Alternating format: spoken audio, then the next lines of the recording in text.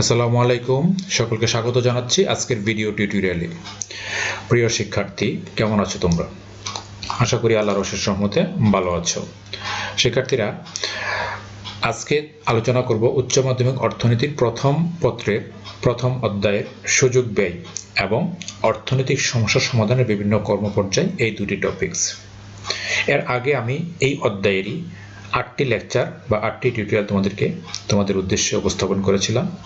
আমি আশা করি তোমরা ওই টিউটোরিয়ালগুলো বা ক্লাসগুলো নিয়মিত চর্চা করছো।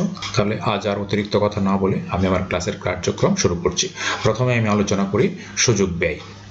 সুযোগ ব্যয় বা অপরচুনিটি কস্ট। সাধারণভাবে যদি আমরা সুযোগ ব্যয়ের সংজ্ঞা দিতে চাই, তাহলে আমরা এভাবে বলতে পারি যে একটি দ্রব্যের অতিরিক্ত উৎপাদন পাওয়ার জন্য অপর দ্রব্যের উৎপাদন যতটুকু ছেড়ে দিতে হয়, সেই ছেড়ে দেওয়ার উৎপাদনের পরিমাণই হলো সুযোগ ব্যয়। যদি একটি উদাহরণ সহকারে আমরা দেখি, তাহলে কি দেখে যায় যে কৃষকের একটি জমি আছে। এই জমিতে কৃষক ইচ্ছা করলে কি করতে পারে? ইচ্ছা করলে একই সময় ধান চাষ করতে পারে, কিংবা পাট চাষ করতে পারে, কিংবা অন্য যে কোনো ফসল চাষ করতে পারে। এখন কৃষককে করতে হবে কি, যে একটা সময়ে কৃষককে একটা ফসল উৎপাদন করতে হবে, আর একটা ফসল উৎপাদন করতে গেলে অন্যান্য যে ফসল আছে এই ফসল উৎপাদনগুলো তাকে ত্যাগ করতে হবে। যেমন এখানে যদি আমরা সংজ্ঞাটা একটু অন্যভাবে বলি, যে একটি কাজের জন্য সর্বোত্তম বিকল্পটি হারাইতে হয়। একটি কাজের জন্য যে সর্বোত্তম বিকল্পটি হারাইতে হয়, সেই হারানোর পরিমাণই হলো নির্দিষ্ট কাজের সুযোগ ব্যয়। অধ্যাপক বেনহাম এর মতে কোনো জিনিসের সুযোগ ব্যয় হচ্ছে পরবর্তী সর্বোত্তম বিকল্প দ্রব্যটি উৎপাদন পরিহারের ব্যয়। অর্থাৎ মোট কথা হলো যে একটা দ্রব্য উৎপাদন করতে গেলে আরেকটি দ্রব্যের উৎপাদন ছেড়ে দিতে হয়, এই ছেড়ে দেওয়ার পরিমাণটি হলো সুযোগ ব্যয়।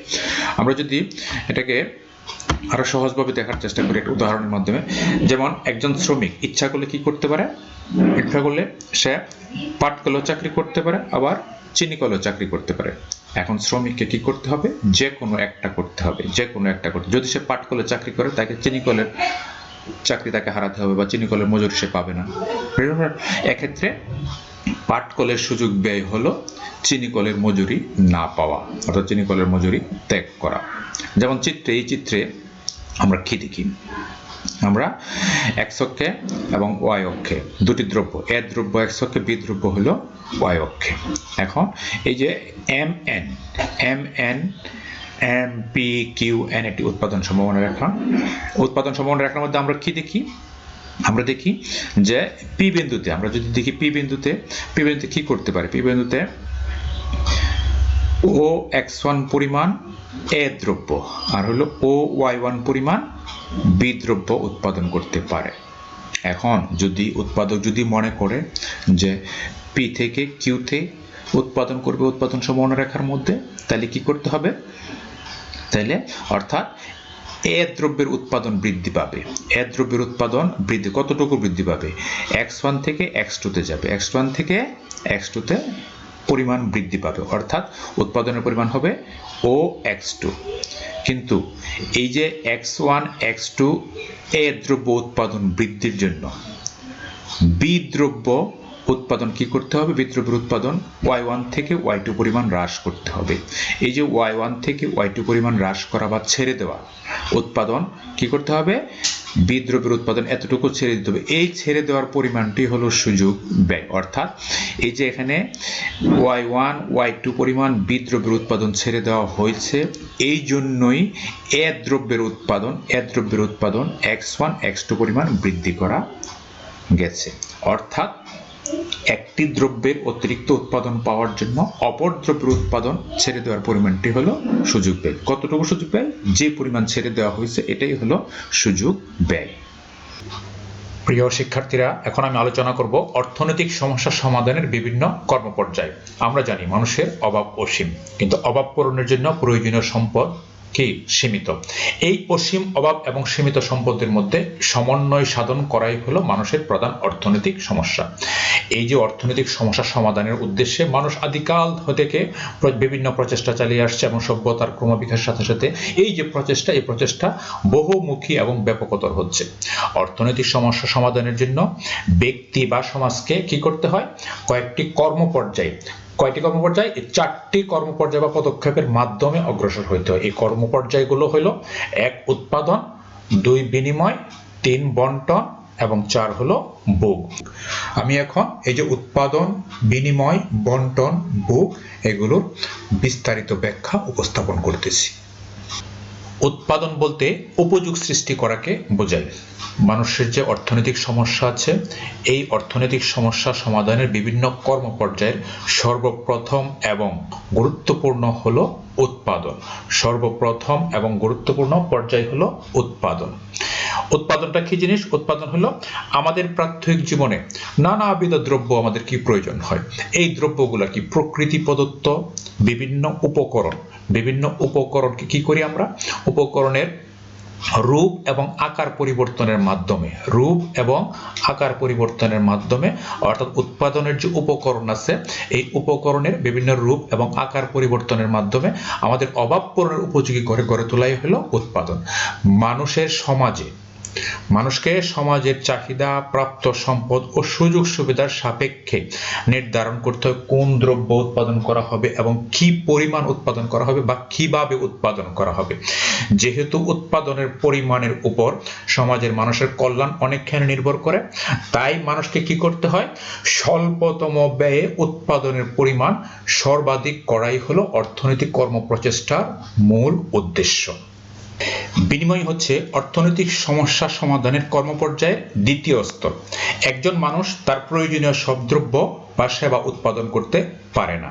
প্রত্যেক ব্যক্তি বা প্রতিষ্ঠান তার নিজের দক্ষতা এবং ক্ষমতা অনুযায়ী দ্রব্য বা সেবা উৎপাদন করে। নিজের উৎপাদিত দ্রব্য বাজারে বিক্রি করে প্রয়োজনীয় সংগৃহীত অর্থ দ্বারা কি করবে? তার প্রয়োজনীয় অন্য দ্রব্য অন্যের কাছ থেকে কিংবা অন্য প্রতিষ্ঠান থেকে সংগ্রহ করবে। ঠিক আছে, এটা কি বলা হবে? বিনিময়। বিনিময় প্রথার গোড়ার দিকে কি ছিল? এক দ্রব্যের বিনিময়ে আরেক দ্রব্য বিনিময় হতো। এক দ্রব্য আমি যে দ্রব্য উৎপাদন করতে পারি কিংবা একজন যে দ্রব্য উৎপাদন করতে পারে, আরেকজন আরেক দ্রব্য উৎপাদন করতে পারে, এই দুজনের মধ্যে পরস্পর কি করতো? দ্রব্যের বিনিময় ছিল। বর্তমান বিশ্বে অর্থ হচ্ছে বিনিময়ের প্রধান মাধ্যম। মুদ্রা এবং বিকল্প মুদ্রা ব্যবহারের মাধ্যমে দ্রব্য বা সেবা বিনিময়ের প্রক্রিয়া এখন অনেক সহজ এবং প্রসারিত হয়েছে। অর্থনৈতিক সমস্যা সমাধানের বিভিন্ন কর্মপর্যায়ের মধ্যে তৃতীয় পর্যায় হলো বন্টন। উৎপাদনের উপকরণ কি? ভূমি, শ্রম, মূলধন, সংগঠন। ভূমি থেকে কি পায়? ভূমির মালিক খাজনা পায়। শ্রমের বিনিময়ে মজুরি সংগ্রহ করা হয়। মূলধনের বিনিময়ে কি পায়? সুদ পাওয়া যায়। আর সংগঠন কি করে? মুনাফা অর্জন করে। এই যে উৎপাদনের উপকরণগুলো থেকে প্রাপ্ত আয়, খাজনা, মজুরি, সুদ ও মুনাফা, এগুলার সুষ্ঠু বন্টনের মাধ্যমে সমাজে কি হবে? সমাজে কল্যাণ সাধিত হয়। একটি দেশের বন্টন নীতিটা কিসের উপর নির্ভর করে? অর্থনৈতিক ব্যবস্থার উপর নির্ভর করে। সমাজে বন্টন যদি সুষ্ঠুভাবে না হয়, তাহলে সমাজের মানুষ কি হবে না? মানুষের মধ্যে কল্যাণ সাধিত হবে না। অধিকাংশ সম্পদ কি হবে? অল্প মানুষের ভিতরে পঞ্জীভূত হবে এবং সমাজের মানুষ কি হবে? সুষ্ঠু বন্টন নীতি থেকে সমাজের অধিকাংশ মানুষ কি হবে?